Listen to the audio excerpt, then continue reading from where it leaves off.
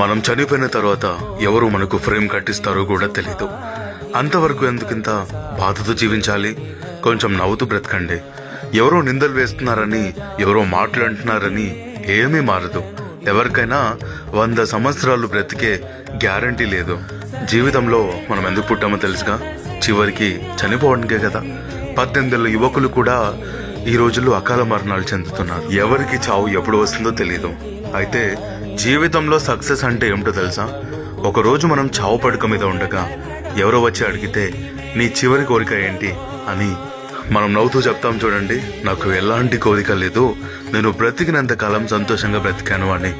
అది సక్సెస్. అదే నిజమైన మైండ్ సెట్. జీవితం చిన్నది కానీ చాలా విలువైనది.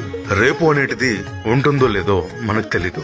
కాబట్టి ఈ రోజే సజీవంగా బ్రతకండి. వీలైనంత నవ్వండి, ప్రేమించండి, తప్పులు మన్నించండి, గర్వంగా జీవించండి.